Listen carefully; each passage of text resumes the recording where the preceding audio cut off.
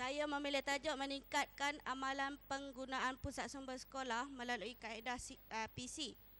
Untuk makluman, saya Zamila binti Bakar dari Sekolah Kebangsaan Pendidikan Khas Perlis.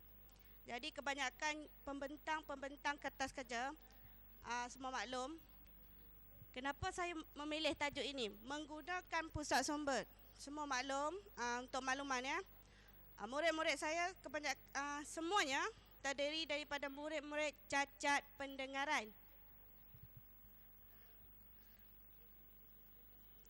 Jadi kita maklumlah, bila cacat pendengaran ni memang dia tak dengar. Betul. Orang kata, apa dah ni? Dah lah tak dengar. Tak reti bahasa. Jadi, kalau nak menggalakkan murid masuk ke pusat sumber, memang kena suruh. Apatah lagi nak suruh baca buku. Jadi, saya terus memfokuskan kajian saya tanpa membuat tinjauan awal. Saya, ini berdasarkan pengalaman saya sebagai penyelaras pusat sumber selama 5 tahun. Jadi, saya terus memfokuskan kajian saya iaitu meningkatkan amalan penggunaan.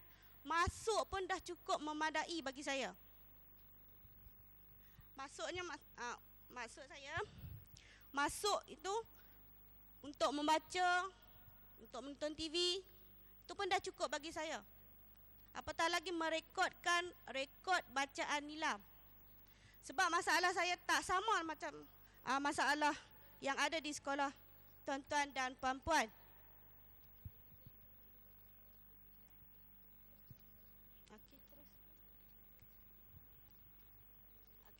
Untuk kaedah ini saya jalankan juga kajian. Walaupun saya rasa frust sangat sebab saya rasa saya tak patut buat kajian di sekolah saya.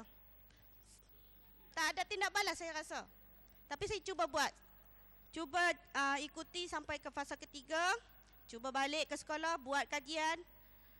Dan alhamdulillah, walaupun orang kata tak reti bahasa, tapi dapat juga dapatan nanti kita tengok Kaedah yang saya jalankan iaitu kaedah soal selidik yang saya rasa bila saya bagi soal selidik ni, saya terpaksa baca balik soalan. Kalau bagi kertas tu, dia tengok apa?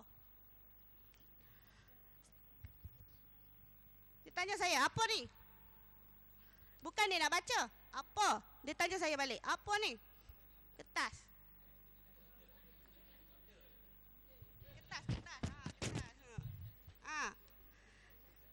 Dia cakap macam ni tak tahu. Malas nak jawab balik.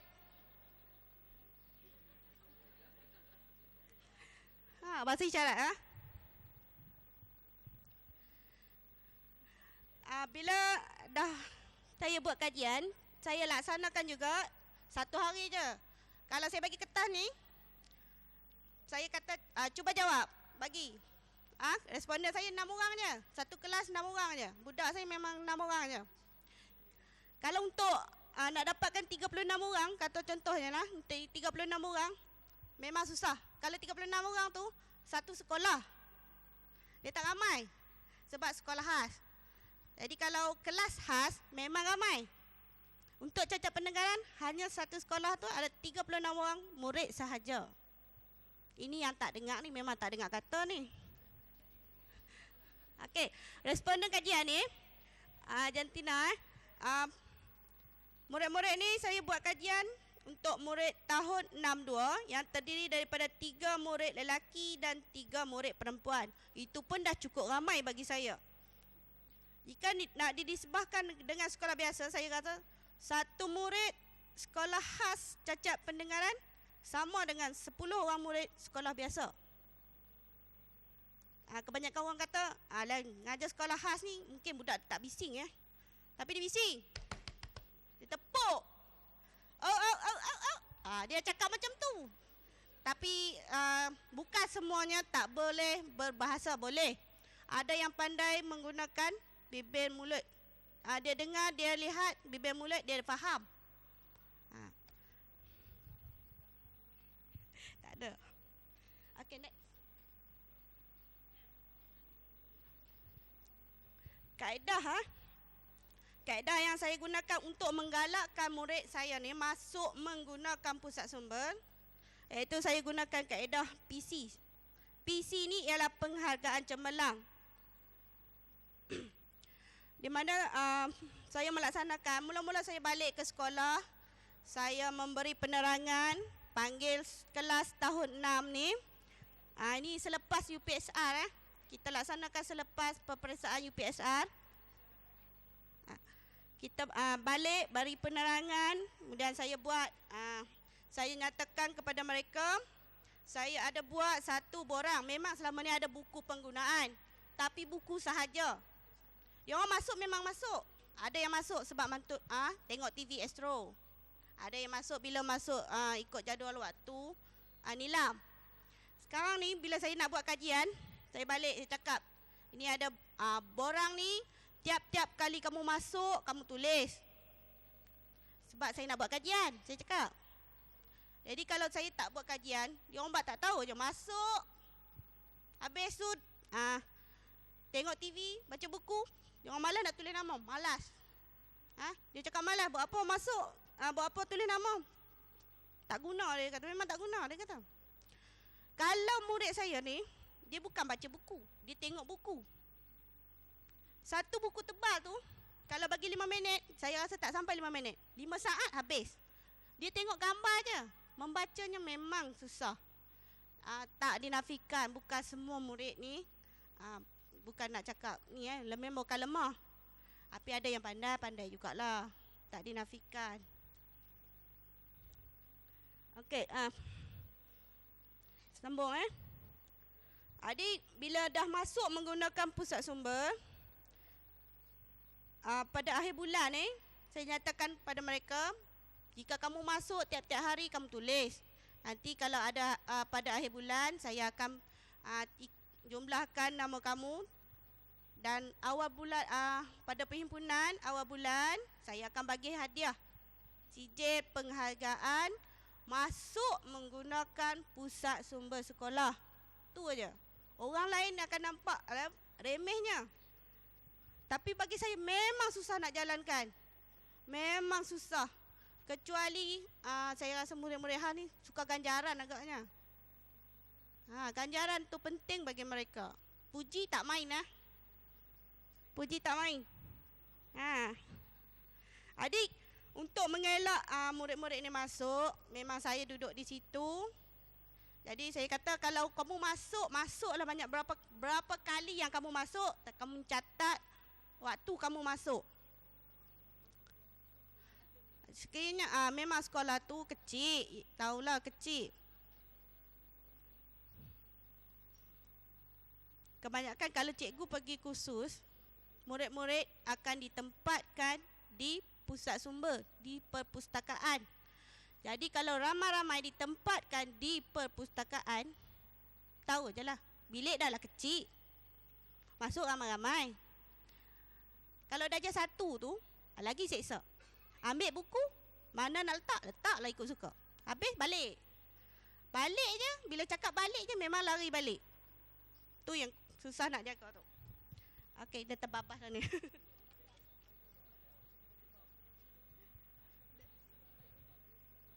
Okey, tengok hasil kajian saya. Memang bagus. Memang jawab ya. Kebanyakan menjawab ya. Apa tanya ya? Bila saya bagi kajian, tanya apa ni? Jadi saya bacakan. Okey, soalan 1. Saya lebih yakin menggunakan pusat sumber selepas diberi pendedahan PC.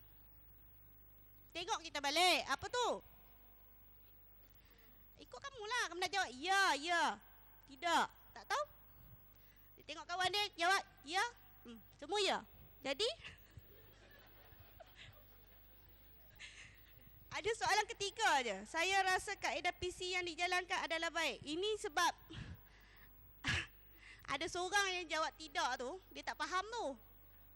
Dia tak faham soalan.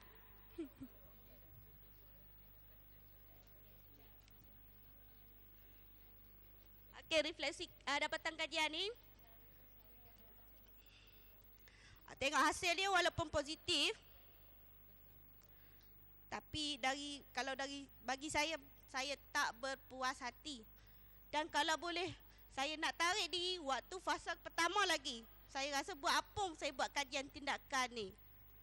Tapi kawan-kawan, kerjasama dari kawan-kawan, saya tabahkan, saya sabar juga, teruskan.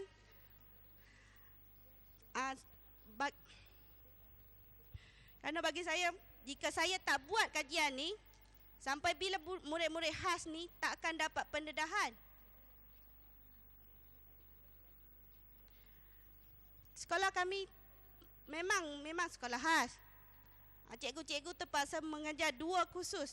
Satu dianjurkan oleh Jabatan Pendidikan Negeri dan satu lagi Jabatan Pendidikan Khas. Ini kami 2 kali ganda daripada cikgu biasalah ya. Terpaksa ada 2 jabatan, Jabatan Pendidikan Khas dan Jabatan Pendidikan Negeri. Jadi kami 2 kali ganda, beban tugas kami lebih berat sebenarnya. Okey, seperti kawan-kawan lain, refleksi kajian ni terpaksa sebarkan kepada semua murid. Jadi memerlukan masa yang panjang memanglah. Kalau bagi saya masa ni 1 tahun pun saya tak cukup. Takkan dapat hasil yang puas hati. Oleh itu, jika kita macam saya, jika nak buat kajian memang memerlukan bukti. Biarpun mendapat hasil yang positif, tapi saya rasakan murid-murid sekolah khas memang patut mendapat apa-apa yang murid-murid sekolah lain boleh dapat. Sekian, terima kasih.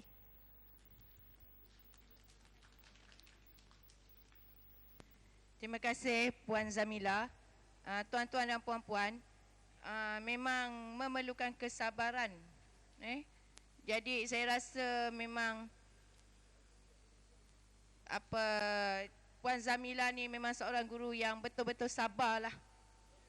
Jadi saya rasa kita ni semua bertuah lah pada hari ini, selain daripada dapat mendengar pembentang-pembentang membentangkan kertas kajian, kita juga dapat belajar bahasa isyarat daripada Puan Zamila. Jadi untuk yang seterusnya, saya serahkan majlis ini kepada pengerusi kami, iaitu Cik Muhammad Nordin. Dipersilakan.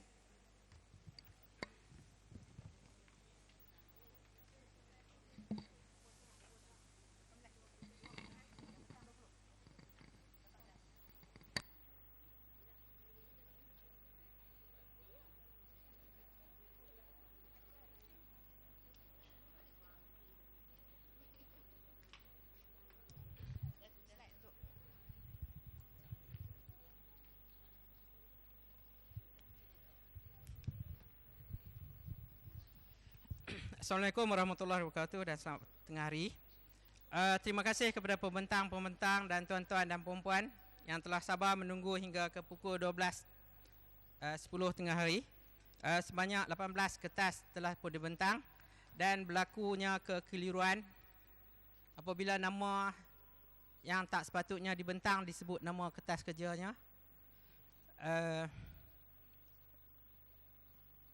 Walaupun ada dalam tu yang sebenarnya ada 27 yang selesai, macam saya katakan awal kemarin, iaitu sebenarnya 40 orang guru pusat sumber sekolah yang sepatut hadir.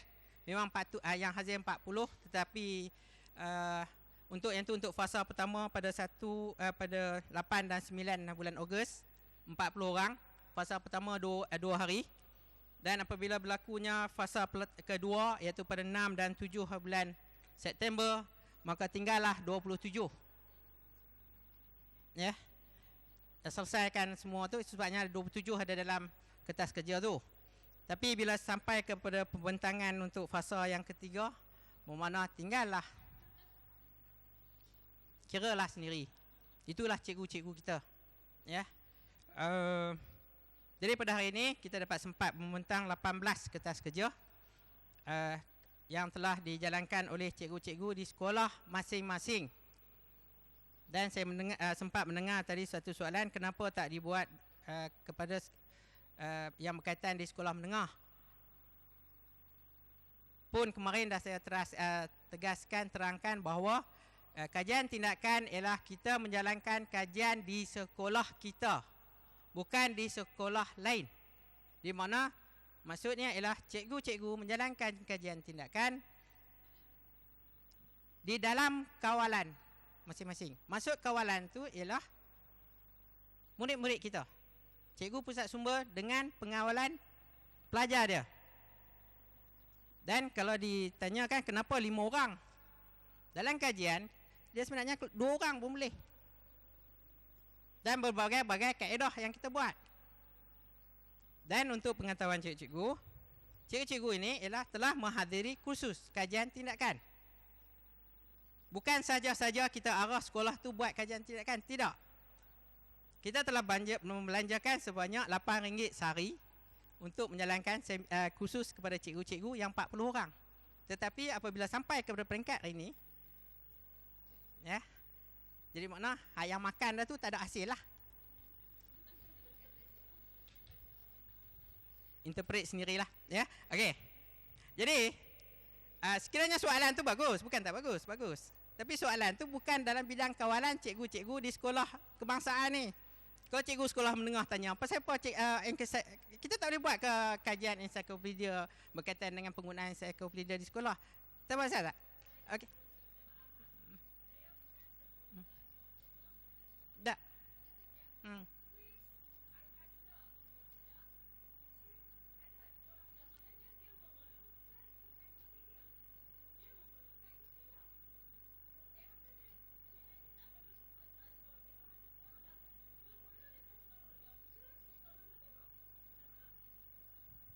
Tak, pasal apa nak minta maaf saya? Tak, saya faham.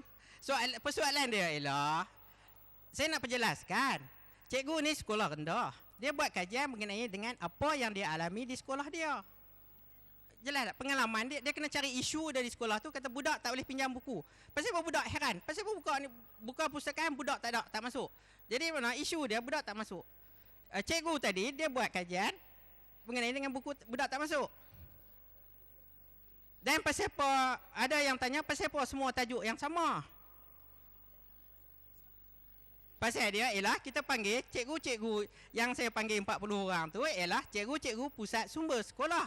Bukan cikgu PMP. Walaupun dia cikgu-cikgu ni cikgu PMP, esok ni guru besar dan penolong kanan dan pelajar guru besar dan penolong kanan sila ambil tindakan kepada cikgu-cikgu tadi yang membentangkan kertas kerja ni supaya dia buat kajian tentang PMP. Dia mengajar apa cikgu ni? Saya tak tanya dia mengajar apa. Cuma cikgu ni ialah dalam konsep saya ialah cikgu ni ialah cikgu pusat sumber. Dia berkaitan dengan pusat sumber. Okey, dan dia duduk di sekolah dia. Budak tu nak pergi ke mana pun, biarlah dia pergilah. Dia tak tahu bab pustakaan, itu tanggungjawab dia.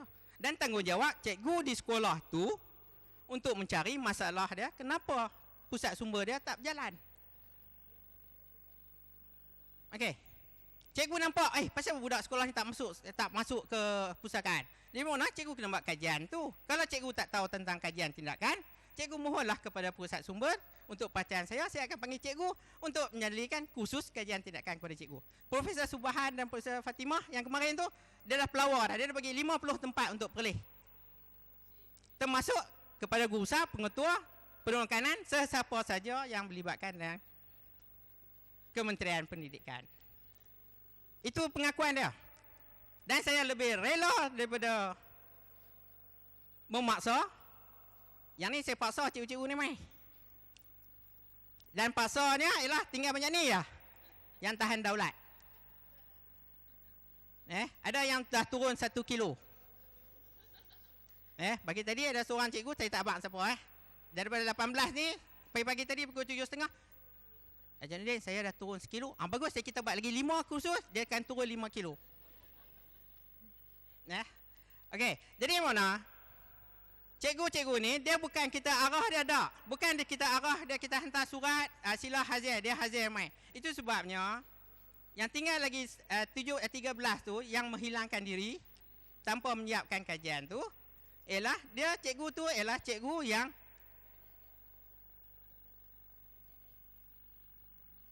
dilabelkan sebagai cikgu menghadiri kursus. Mana di sekolah tu, bila ada kursus, cikgu ni pergi. Ada kursus cikgu ni pergi. Ada kursus cikgu ni pergi. Tapi bila balik ke sekolah, dia pun senyap, serot. Di kalangan 13 ni, sentot. Di kalangan 13 cikgu ni, ya, dalam masa kita buat kursus kajian tindakan di PSPN, masa tu juga dia pergi wakil sekolah dia ke pertandingan apa lah. Yang tu juga, cikgu tu juga yang dia pergi ke Langkawi. Cikgu tu juga yang pergi ke Sungai Petani. Cikgu tu juga yang pergi mana-mana tah. Ya, walaupun dia siap, dia apa semua ni, memang dia siap. Tapi kertas kerja ada dalam tu. Dirinya menghilangkan diri. Ya, tak habis, tak buat. Tak khatam. Orang kata tak khatam. Ya. Jadi mana? Saya pelawar lah. Kalau cikgu tak puas hati tentang pembentangan dengan cikgu-cikgu, saya yang buat pembentangan hari ini, silalah pelawar diri, hantarlah nama cikgu kepada saya sebelum 31 Disember ni. Kata saya setuju, saya rela hazir tanpa dipaksa. Maksudnya ialah bila-bila kita, masa-masa kita bagi cikgu sanggup hazir. Janganlah pula satgi petang ni main bola di Pulau Pinang, saya tak, cikgu saya nak balik pergi Pulau Pinang pula awak. Nak pergi tengok bola, pula. Kecuali yang lain-lain lah. Ya. Itulah yang saya dapat buat, PSPN dapat buat, yang kita belanjakan untuk kajian tindakan. Ya, bukan sebarang kursus, yang mana kursus kita hantar ke Langkawi, dia balik balik ke sekolah, dia penlup, guru besar, pengetua pun minta maaf lah. Pengetua pun tak tanya, guru besar pun tak tanya. Sekali lagi pula, dia pi juga, kawan tu juga yang pi, pun tak ada. Dan akhir sekali, tanya cikgu tu pi mana? Cikgu tu pi lalu lintas Shell. Pula. Ya, yang tu yang saya hadapi.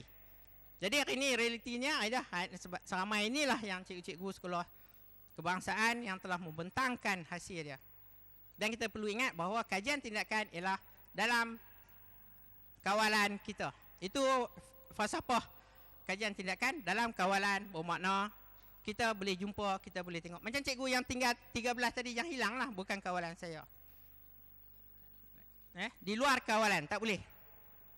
Kajian tindakan kita kena buat dalam kawalan kita. Begitu juga dengan PMP. Kalau cikgu mengajar matematik, tiba-tiba pengetua tanya, pasal apa you tak buat kajian tentang sains? Saya tak mengajar sains, pasal apa saya nak buat?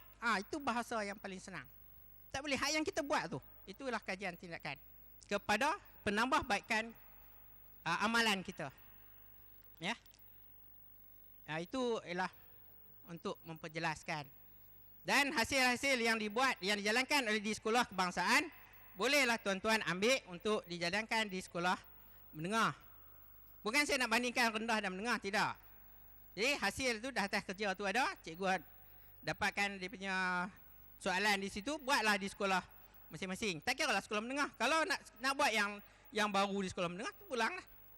Bukan ada halangan dan tak ada bantahan. Dan sekiranya kertas kerja itu cikgu jalankan di sekolah cikgu sama dengan hasil dapatan cikgu ni buat, tak ada apa-apa lah. Tapi kalaulah hasil dia tu lebih baik daripada sekolah kebangsaan tadi, cikgu hubungilah cikgu tu, abang kata, baguslah soal selidik ni, dan kami berjaya buat bertambah baik daripada sekolah cikgu. Okey lah. Ataupun kalau kita buat kajian yang lebih saintifik lagi, lebih baik, ataupun kurang mana, kuman lah. Hak sekolah kebangsaan lebih baik daripada hak sekolah menengah. Itu ialah pandangan saya lah. Baik, untuk sebelum kita mengakhiri sesi pagi ini, ada pandangan daripada cikgu-cikgu ataupun pendapat lah yang boleh kita kongsi bersama untuk penambahbaikan kepada cikgu-cikgu yang telah menjalankan kajian tindakan di sekolah. Baik, ada salah. Cikgu Syahudin, kena panggil, tak panggil. Okey, Cikgu Syahudin. Penghormatan.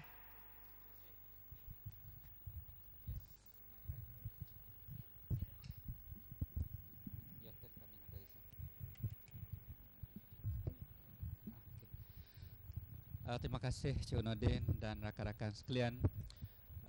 Untuk pertamanya saya jemputlah semua hadirin memberi tepukan kepada semua pembentang sebagai tanda penghormatan.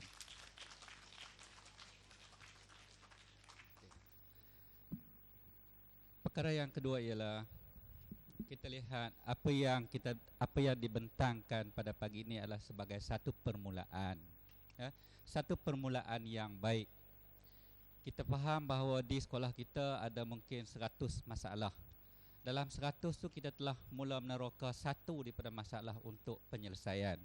Ini satu tindakan yang baik. Sebenarnya dalam perpustakaan tu kalau kita lihat ada berpuluh-puluh masalahnya, ya. Okey, jadi kawan-kawan kita telah mengambil satu langkah yang proaktif, satu langkah yang baik yang sepatutnya kita berikan sokongan. Perkara yang ketiga, apa yang boleh kita pelajari pada hari ini ialah sekurang-kurangnya pada yang telah pun mengikuti kursus dia dapat tambah, pada yang belum sekurangnya kita tahu apa dia yang dinamakan sebagai kajian tindakan. Okey. Baik, saya amat berharaplah bahawa di semua sekolah kita menghadapi masalah. Selepas daripada ini, kita mula untuk meneroka bagi menyelesaikan masalah-masalah yang ada. Okey, misal kata penolong kanan, masalah nak buat jadual waktu. Masalah cikgu tak mau masuk kelas bila mai pukul 12. Okey, bila diberi arahan, lawan, saya tak boleh buat ini, saya tak mau buat ini. Ini masalah yang kita jumpa sekarang, ya. Pertama, saya tak boleh. Yang kedua, saya tak mau. Berani dah cikgu sekarang sampai peringkat itu. Okey. Jadi kita masalah-masalah itu yang kita nak kena selesai untuk mewujudkan satu proses kerja yang lebih berkesan, satu proses kerja yang lebih sempurna di sekolah kita. Jadi kita lihatlah apa-apa aspek yang mungkin kita nampak kaedah penyelesaiannya. Jadi pada saya ini adalah suatu permulaan yang baik. Cuma dalam kajian yang mungkin kita akan buat kalau boleh satu kajian yang lebih menyeluruh supaya tidak berlaku satu generalization.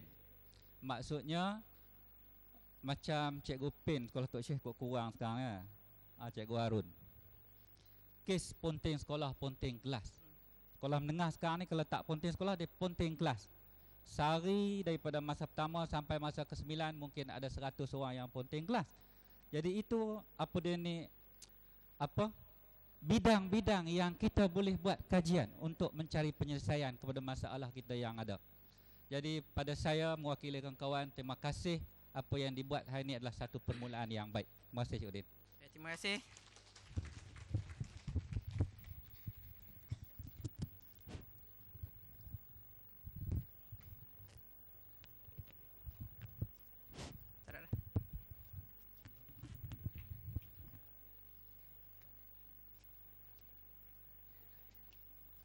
Terima kasih Cikgu Syahudin.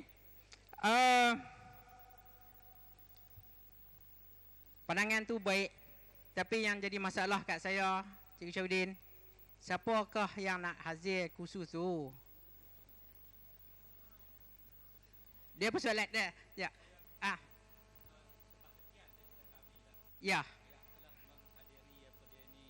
PTK, sebenarnya kita telah pun didedahkan dengan kajian tindakan ini. Okay. Dalam beberapa slot kajian tindakan, ada 2 ataupun 3 slot kita dah didedahkan. Okey, sebahagian daripada kami telah pun didedahkan tamudan ini, cuma pelaksanaan di tingkat sekolah, ya. Okey, terima kasih Jodin. Baik, yang tu penolong kanan mewakili semua penolong kanan di negeri Perlis. Jadi kita akan jemput semua penolong kanan 93 buah sekolah. Lepas ni jangan belagarlah dengan menengah ke rendah ke, ya. Kita akan serahkan kepada 45 kepada Profesor Dr. Fatimah dan 45 lagi kepada Profesor Dr. Subhan. Jadi rancangan ni, jadi mana hari ni kalau dah masalah ponting, masalah berbagai masalah, 93 masalah di sekolah, di mana kita akan buat satu kursus kajian tindakan kepada yang tu menerah, ya. Jadi profesor ni akan hadir, jadi PK akan hadir. Jadi bagilah fokus apa yang cikgu perlukan di sekolah masing-masing, yang besarlah. Kalau ponting sama semacam macam tadilah, ya. Kalau Ponting, semua Ponting sama lah dengan hak tadi, hak 18 tu, tengok pustakaan, sama saja. Jadi, kita akan panggil semua yang tu dan kita akan serah kepada dua orang profesor yang besar. Taraf penulung kanan ni profesor lah. Bukan taraf saya. Saya cuma cakap tentang ni ya. Dan saya akan urus, jangan bimbang. Dan satu saja permintaan dia. Bila dijemput penulung kanan tu hari pertama 93, fasa pertama, fasa kedua 60, hak 30 lagi tu saya ada mesyuarat kat AB, saya ada mesyuarat kat Genting, saya ada mesyuarat kat lama-lama tinggal daripada 93. Cikgu tengoklah. Tuan-tuan dan perempuan penulung kanan, tengoklah sendiri. Betul tak betul? Hak yang saya kata tu. Dia bergelak apa saya pun. Daripada 93 tu kita harap 93 lah. Dah elok dah tu. Dan bentang lah. Dan saya dengar anak didik saya kata kami pula nak tengok mereka. Kami pula nak tengok mereka macam mana mereka teror tak. Kan? Pasal dia boleh lepas lah. Okey. Baik, soalan lain. Cikgu Repin. Takkan tak mau cakap kot.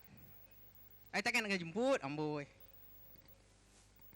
Yang pertama kena dia tak lepas dah. Bila dah sebut tu, sebentar lagi cikgu Wecheng pula. Tak apa, okey. Cikgu Repin. Assalamualaikum Cikgu Din. Saya melihat ya, terima kasihlah dan tahniahlah kepada semua pembentang. Jadi saya melihat pembentangan pada hari ini cukup dan kemarin cukup berkesan lah. Cuma perlu kita tegaskan bahawa kajian tindakan ataupun action research ni adalah memberi satu fokus. Jadi kita memilih satu fokus isu yang kita nak bincangkan, isu yang kita nak selesaikan di dalam banyak-banyak isu lah. Jadi saya baru ditukarkan sekolah menengah Datuk Syekh dan saya dapati sekolah Datuk Syekh adalah sekolah premier yang membuat kajian tindakan berkaitan dengan PMP. Jadi secara menyeluruh tu saya tak nampak lagi lah.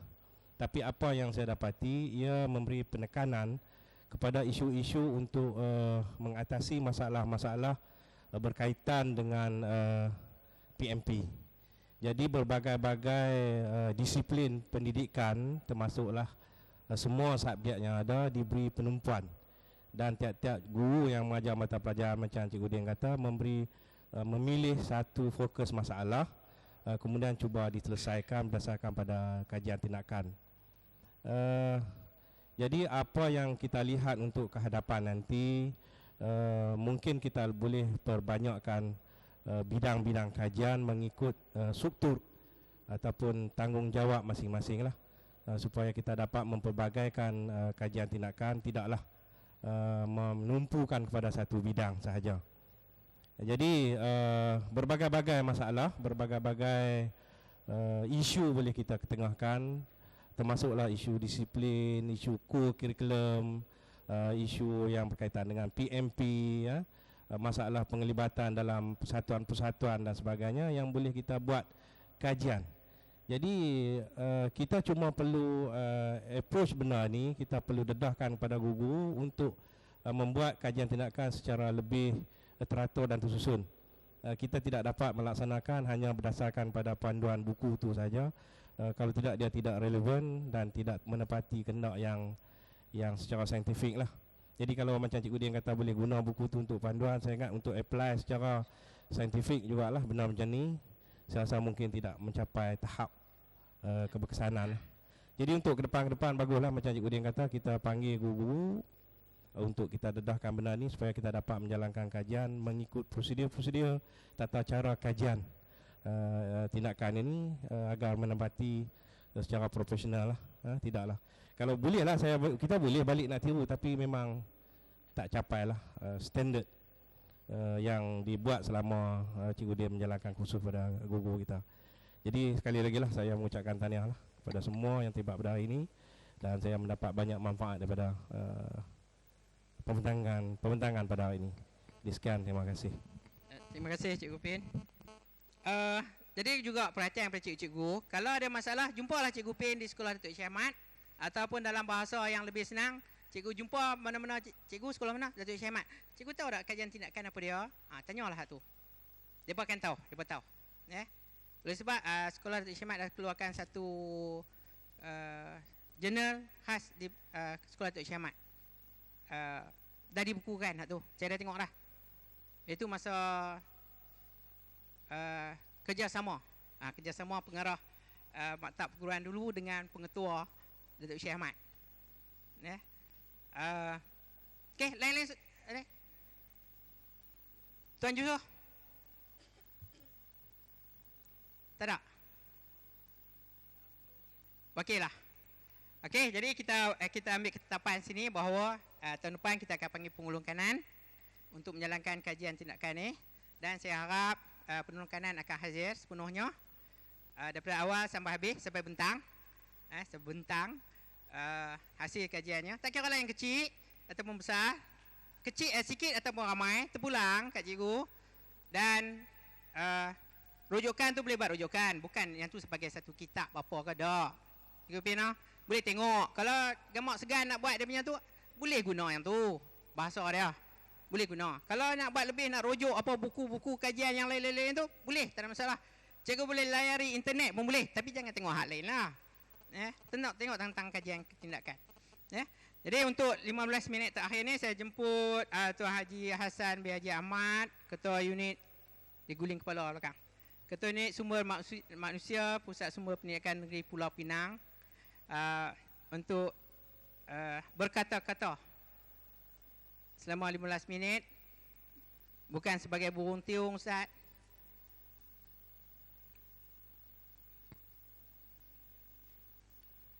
Tuan Haji Hassan dia ada datang ni, kemarin lagi, hari ni ada, tapi dia low profile sikit. Ambil datang ni Allah, takkan nak tanya soalan kat saya.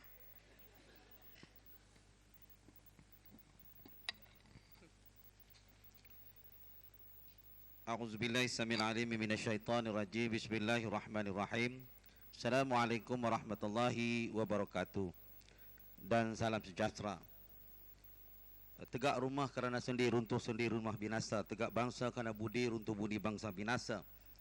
Jadi mudah-mudahan kita tegakkan nilai dan harga diri untuk mengangkat kualiti PNP dan juga kualiti harga diri kita sebagai pendidik, yang mudah-mudahan dimudahkan laluan dan kehidupan kita.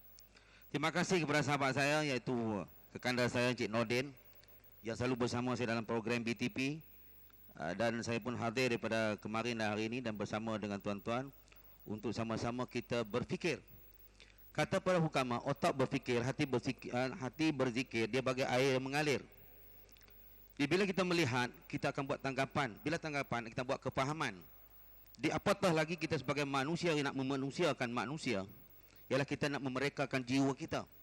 Jadi untuk buat kajian dan penelitian penerokaan, untuk mengangkat martabat, untuk nilai ilmu yang berkat, kita perlukan berjihad.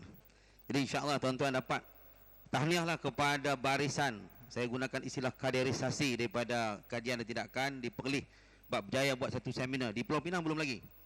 Kita baru buat kursus demi kursus, dan kita akan hasil insya-Allah tahun depan. InsyaAllah Pulau Pinang Bandar Baharu, Capital Light menjadi raja. Kalau kendang darah dulu, bagaimana nak mengalir air mata, sebab kita mudah lupa.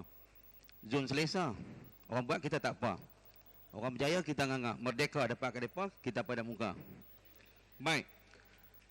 Saya nak bawa tuan-tuan, saya ucapkan terima kasih kepada saudara di Perlis yang PSPN-nya berjaya mengumpulkan dan meningkatkan budaya kajian dan tindakan. Saya pun adalah orang yang baru menceburi dan cuba menghayati. Macam kata sahabat tadi daripada fikir sekolah Syekh Muhammad, ilmu ni dia bukan kita hafal. Ilmu bukan dihafal, dipindah, tetapi penghayatan, latih tubi dan latih amal. Sebab tu beli di penghayatan guru. Sebab cikgu-cikgu yang menyampai yang saya lihat itu penghayatan, ketekunan mereka. Tahniahlah. Ya, walaupun dalam keadaan gobra, bukan kobra. Tetapi oleh sebab kesungguhan, sebab budak-budak kita begitu juga. Seorang manusia akan bertindak bila dirangsang. Bila dirangsang, dia urus diri. Bila urus diri, dia ada strategi. Bila strategi, dia akan berkualiti. Begitu juga kita sebagai guru. Guru yang bermakna nilai berguna. Sebab itu saya seronok sebab saya terpilih menjadi guru. Dulu tak minat. Bila dah 26 tahun di sekolah menengah dan sekolah rendah, sebagai pengurus dan juga sebagai PMP di Pusat Sumber, rupanya guru ni satu nikmat. Sebab watak-watak murabbi, watak-watak guru yang mursyid, watak-watak rabbaniyun tu boleh terjemah dalam diri kita. Jangan tak di bawah sedar. Kita kena sedari dirilah, jangan tak sedar. Di bawah sedar, kita sedar dan insaf. Kemudian kita ada ilmu, kita faham, lepas tu bertindak dan bergerak, berterusan, iltizam, akan bawa perubahan. Sebab nak mengasihi manusia, kita ada perubah. Tapi kalau kita tak berubah, kita jadi sampah. Sebab itu di sekolah saya ada 3 nat dulu. Satu cikgu yang berminat, dia mengajak budak bersemangat. Hak satu lagi cikgu penat, mengajak penat. Tapi cikgu budak penat. Hak satu lagi cikgu tenat. Dia bawa buku rekod pun tenat. Kalau dipini dipanggil minah seret. Jalan saya kesian.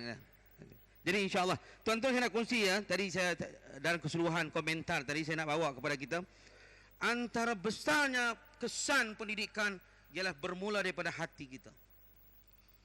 Sebagai guru wangi macam kasturi, sebagai guru cahaya macam matahari, kita harus menjadi contoh. Kalau bapa contoh, mak contoh, anak jadi tokoh. No contoh, no tokoh. Bayang tak akan lurus kalau tongkatnya bengkok. Getah meledek ke pedu, tak naik ke pucuk. Sebab itu kita nak bawa perubahan pertama ialah kita sebagai leader dan kita sebagai contoh. Jadi kita nak bawa manusia tuan-tuan bukan senang. Jadi kerja yang paling berat ialah memanusiakan manusia, mengangkat martabat sebagai hamba Allah dan khalifatullah. Tadi saya tengok ada cikgu kita pengetua tadi cakap tadi tentang nilai guru. Guru yang lawan pengetua, guru yang lawan guru besar, guru yang keliru, guru yang penipu, yang banyak sandiwara, yang hidup bermuka-muka sebab dia sakit jiwa. Alangkah ruginya guru yang berpura-pura, pengikutnya pandai sandiwara. Alangkah kecewa. Kadang-kadang tak apa, di sekolah saya tu berkelahi nak buat kerja, tapi mengampu tak buat apa. Kita tak mau. Salah kita buat kerja kajian tidak salah dan silap itu benda biasa, tapi lebih salah tak buat apa. Dah bukan nak bela. Tapi kita kena tahu tujuh halah. Dia tak tentu halah. Baik. Antara cabaran-cabaran ni sebab saya dibagi saya celoteh untuk sebab saya tahu tentu lapak ni tuan. Saya pun lapak juga. Tapi tak apa, sekali-sekala bukan selalu. Tapi pendidikan kena selalu. Pendidikan tidak akan berlaku kalau buat sekali, sekala dan sekali saja. Saya ulang. Pendidikan tidak bermakna, tidak bernilai, tidak mengubah, tidak diresap dan menyerap nilai norma norm budaya pada insan manusia kalau kita buat sekali saja, sekali sekala. Saya bila tiap-tiap hari anak saya pergi sekolah, saya pesan, lepas pergi duit ucap terima kasih, cium tangan, keluar rumah langkah kaki kanan, baca doa bismillahirrahmanirrahim, dia keluar baca doa menerang hati, sambil nak basikal dia berzikir, jumpa orang bagi salam, pergi sekolah awal balik lambat, duduk di depan suka tanya, tak boleh dia cuba. Betul? Mana sekolah kas tadi? Kelas kas. Di sekolah saya ada seorang ni kelas kas juga, tapi yang tumpang sekolah kas. Memang saya pernah masuk mengajak kelas kas, dia main duduk riba saya, dia duduk riba. Budak-budak kan dia tak erti Melayu. Tapi tak apa, itulah yang dia katakan kita sebagai wangi kasturi dan cahaya macam matahari untung jadi guru yang murabbi. Jangan guru yang cari makan, dua keadaan, pantang jumpa, pantang lepas. Sapu saja. Baik, balik pada cerita tadi, pendidikan adalah yang saya baca, yang sukut saya minat ialah bila pendidikan satu proses yang berlaku. Jadi kita cakap tentang kajian adalah satu proses yang berlaku. Natijahnya Allah yang menentu, tapi kaedah yang betul dan tepat dan sempurna insya-Allah. Itu yang menunjukkan bahawa ketekunan, kesabaran, keikhlasan dan kekuatan keyakinan kita itu membentuk kerja yang bernilai. Sebab itu saya mengajak cikgu-cikgu semua dalam pertemuan ini, mudah-mudahan kita masuklah daripada sembang, kita bincang, kita rancang, kita laksanakan. Daripada cakap kosong-kosong, cakap yang ada isi. Cakap yang ada isi, kasih ada nilai. Ada nilai, cakap-cakap yang profesional. Lepas itu cakap-cakap agung. Cakap-cakap Tuhan. Yang membawa kepada ketakwaan kita kepada Allah. Bukan cakap mengapu dan keliru. Sebab itu kata Imam Hasan Basri, orang mukmin bila bercakap ada idea, ada ilmu yang segar.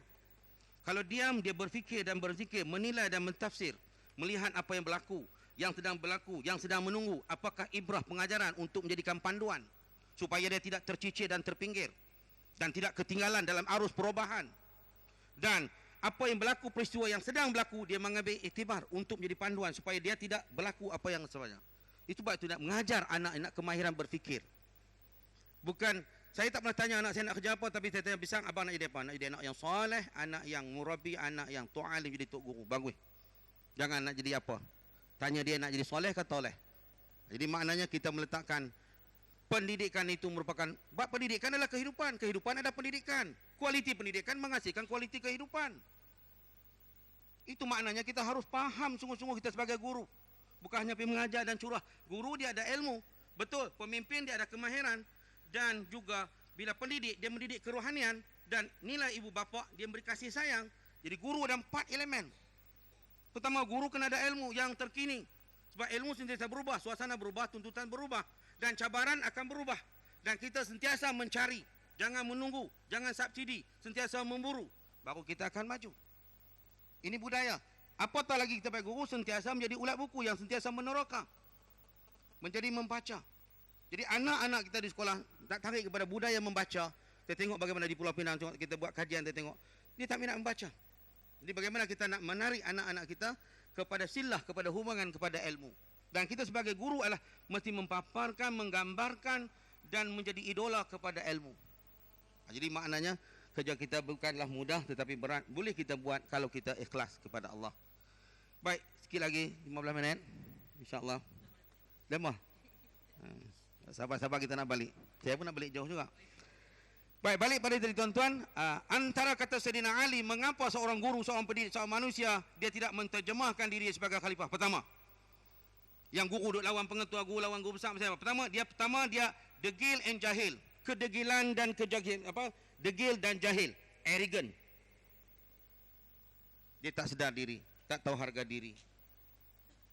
Ini di antara kepincangan kita sebagai insan. Harus kita cermin diri. Tiap hari kita sikat rambut tapi tak sikat amalan. Tiap hari tukar pakaian tapi tak tukar perbuatan. Badan bertambah, berat bertambah, rezeki bertambah tapi perangai tak berubah. Betapa payah. Itu kata Sayyidina Ali. Yang kedua dia kata orang yang al-wahnu, cinta dunia, tamak dan halobah, panjang angan, tak pernah cukup, tak ada masa. Mengapa? Mereka lupa. Berapa ramai manusia lalai cuai? Jangan tertipu kerana muda sebab mati tak mesti tua. Jangan tertipu kerana sihat sebab mati tak mesti sakit. Jangan tertipu kerana ada nama, malaikat tak kira siapa, dia sapu siapa. Jangan tertipu kerana kaya sebab kaya tak boleh bahagia dan syurga. Kita tertipu macam Fata Morgana, nampak di atas jalan nampak macam air tapi pergi tak ada ke mana. Nampaknya ada tapi sebenarnya dia tidak ada. Bahagian bukan pada zat benda. Kita tengok anak murid kita boleh baca Quran, boleh baca, boleh mengaji. Dia berjaya masuk universiti, jumpa kita, kita rasa cukup bahagia. Bila anak murid kita yang kita didik beringwis dulu, seluak tolong dia, pusat teboj je. Bukan anak toleh tapi seluak tolong dia. Seluak je nampak tertonggek. Anak siapa? Anak kita. Macam mana? Na'udzubillah. Salah di mana mereka itu? Harus kita tanya. Dapat 10A satu, tapi akhlaknya macam hantu. Salah di mana? Anak tok guru, anak tok ustaz, pakai seluar ketat, kain singkat. Anak lelaki gigi berkarat. Naik motor dia angkat. Bukan nak peli tapi nak perlai. Supaya dia okey. Dan saya tengok dia, saya tak boleh tengok tuan. Tuan-tuan marah saya lah. Biar dia marah saya seorang sudah. Sebab kita guru tuan-tuan. Saya nak mengajak tuan-tuan kita guru dan pendidik. Kita lah di antara pelanjut daripada ibu dan bapa informal, formal dan non formal. Kena disambung, bumbung rumah, bumbung sekolah, bumbung masjid. Anak kita akan jadi orang yang baik. Tapi kalau tak sambung bumbung masjid, anak kita duduk di supermarket. Alangkah ruginya anak jadi pelesit. Baik, balik pada tadi, tak habis kita tamu tadi buat tak ni cikgu. Degil dan jahil, itu pertama sebab dia tak mau belajar, tak mau mengejar, hidup tak bersinar. Sebab itu siapa saja yang bercakap benda itu benar, dia daripada Allah. Itu maknanya kita mencari kebenaran dan keadilan. Sebab ilmu tetap bersinar. Itu maknanya. Dan kita kena faham hierarki ilmu. Ilmu nakli dengan ilmu akli, akal dengan ilmu wahyu. Ya, nakli akli itu contoh. Baik. Kemudian yang kedua dia kata bila kita tamak, tamak dan halobah, lepas tu kita akan jadi bakhil. Bila jadi bakhil kita akan jadi riak. Bila kata jadi riak kita jadi ujub yang bersifat ananiyah, yang kadang-kadang menjadikan kita terhijab kita dengan Allah. Maka hidup kita tidak berkat. Itu yang saya takut. Jadi mudah-mudahan dalam kajian dan ilmu ini, saya mengajak diri saya lah, tahniahlah kepada Perlis, PSPN Perlis yang dapat berjaya menjayakan program lanjutan dan penerusan yang mudah-mudahan menjadikan satu budaya dalam guru-guru kita mengajar dan melihat sesuatu isu itu yang lebih terpinci dengan lokasi dan operasi yang boleh dia bertindak dan merubah. Dan nak buat ni tuan-tuan, dia mesti konsep organisasi. Dia tak boleh buat seorang diri. Lidi walau hebat macam mana pun dia akan patah, tak boleh sapu sampah. Tapi kalau dicantum jadi sapu, penyapu, katuk, pemati. Jadi antara organisasi, komunikasi dan interaksi ialah pertama kita berhati-hati dan teliti untuk kita menghasilkan kerja kita biar kecil tapi bermakna, bila bermakna meninggalkan jasa. Jadi yang baik, yang benar, yang betul dan segala dan semuanya daripada Allah. Yang silap dan lemah sebagai hambanya, yang kecil dan kerdil, yang lemah lagi jahil. Mudah-mudahan kita sentiasa mencari ilmu, sentiasa memburu dan sedar diri kita sebagai murabbi. Untung kita jadi guru, di mana di antara matinya anak-anak maka tinggal 3 perkara. Antara 3 perkara itu ialah ilmu yang bermanfaat yang disampaikan, disambung dan diteruskan oleh anak-anak didik kita. Di samping anak kita yang soleh, dan kita wakafkan diri kita, masa, tenaga dan belanja dan harta kepada jalan Allah, maka itulah antara nikmat yang paling besar dalam hidup kita ni, insya-Allah. Sekian dengan kata pantun. Pantun lagi nah. Layar batera ke laut samudera isi muatan di pulau penyengat. Walaupun 15 minit terasa sekejap saja, tapi ingatan sepanjang hayat. Mudah-mudahan sekian. Assalamualaikum warahmatullahi wabarakatuh. Alhamdulillah, terima kasih sahabat saya. Tuan Haji Hassan tadi sebenarnya dia nak lari balik dah. Tapi saya kata minta lah Sat, dia kata cakap sikit dekat orang Perlis. Tak apa, saya bagi nombor telefon. Kalau tuan-tuan perlu kanan nak minta bagi ceramah, dia tak boleh 15 minit. Itu saya bagi peringatan lah. 15 minit tu ialah untuk intro aja. Dia sebenarnya Tuan Haji Hassan, dia kalau nak bercakap, yang pertama sekali ialah sekurang-kurangnya 3 hari 3 malam. Itu dia punya ni lah. Tapi kalau di sekolah tu kalau takat sejam tak payah panggil lah. Kalau kata Tuan Haji sejam tak payah. Dia sekurang-kurangnya 3 jam. 3 jam. Jadi penonton pun kena duduk 3 jam lah. Jadi kalau nak jemput Tuan Haji Hassan, hubungi saya sebagai dia punya promoter. Kontrak dia tak main. Kalau jemput tengok. Cuba jemput, tak main lah. Dan bukanlah saya kata saya tu, oleh sebab kita akan jumpa pula pada 10 bulan di Brisbane KL. Hari-hari kita jumpa. Tu yang dia kata, tak apa main, tak apa. Saya kata ya, dia kata ya lah. Itu sebab kata main jumpa saya. Jadi terima kasih cikgu-cikgu, tuan-tuan dan puan-puan perkanan, guru besar, pengetua, wakil pengetua, selama 2 hari berada di sini. Penghargaan kepada cikgu-cikgu sekolah, bukan penghargaan kepada saya, itu kerja saya. Saya minta maaf kalau ada yang silap. Dan inilah yang pertama dalam sejarah PSPN yang kita adakan seminar kajian tindakan. Pulau Pinang tak buat lagi. Wakil dia mengaku tak buat lagi. Jadi bukan nak menunjuk, bukan nak bersyarah lah, tak. Tapi inilah yang pertama PSPN, lahirnya PSPN, dan pertama kali diadakan seminar ni disokong oleh pengkaji saya. Dan saya minta maaf oleh sebab rupanya dia pun takut kat saya. Jadi terima kasih tuan-tuan dan puan-puan. Kita selesaikan seminar pada pagi ini dan hari ini. Dan untuk petang ni tak ada lah, bahasa dia tak ada lah.